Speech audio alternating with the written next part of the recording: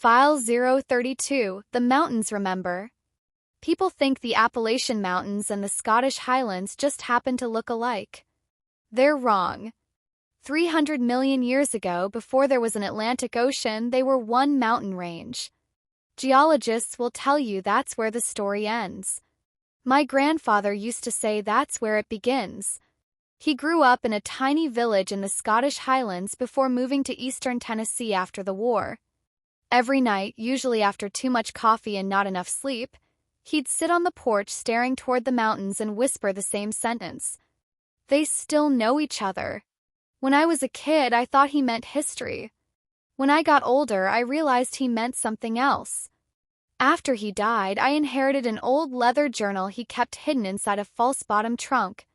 Most of it was filled with sketches of ridgelines, old Gaelic prayers, and faded maps of the Highlands. Then I found a page folded into the back. On one side was a drawing of the Appalachian Mountains. On the other was the Scottish Highlands. Across both landscapes, he'd drawn the same long crack through the stone. Underneath he'd written, "The mountains were never separated. Only we were." I laughed. Then I noticed something strange. Crack on both drawings lined up perfectly, as if the pages were two halves of the same picture. A week later, I took the journal hiking into the Appalachians. About 5 miles from the trailhead, I found a cliff face that matched one of Grandpa's sketches almost exactly. Same twisted pine, same broken ridge, same narrow crevice running through the rock. Crack wasn't very wide, maybe 6 inches across, but I could hear something inside it. Not wind. Voices. Hundreds of them, speaking a language I didn't understand. I pulled out my phone to record it. When I played the video back, there were no voices. Only one sentence, spoken clearly in my grandfather's voice. They're listening now. That night, I searched the journal again. Tucked between 2 pages was an old photograph I'd never noticed. Grandpa stood in Scotland beside a stone circle. Standing next to him was another man. They looked identical. Same face. Same eyes. Same age. On the back of the photograph, someone had written, "Brothers." One stayed with the western mountains. One stayed with the eastern. I assumed they were twins until I called my grandmother. She went quiet.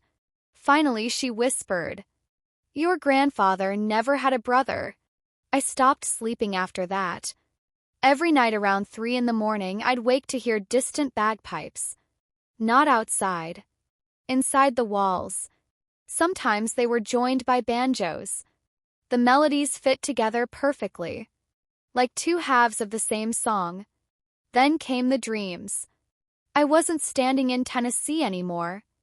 I was standing on a wind-swept ridge in Scotland. Across a valley, another man stood on an Appalachian overlook. Between us wasn't an ocean. There was one continuous mountain range stretching farther than I could see, and something enormous walked along its highest peaks, too large to understand. Every footstep shook both continents, stopped halfway between us, then slowly turned its head. Its eyes opened. One looked toward Scotland. The other looked toward America. The mountains groaned. And not from pressure. From recognition. I woke up screaming. Mud covered my boots. Heather flowers, the kind that only grow in the Scottish Highlands, were tangled in the laces. Yesterday, I mailed a copy of Grandpa's journal to a geology professor in Edinburgh. He called this morning. He sounded terrified. Before I could say hello, he asked one question. "Who told you about the path beneath the mountains?" I told him I didn't know what he meant. He sighed. Then he said, "Good. If you had, it would already know your name." The line went dead. Tonight, for the first time in months, the bagpipes have stopped. Now I hear footsteps. They're coming from beneath the mountain. And they're getting closer.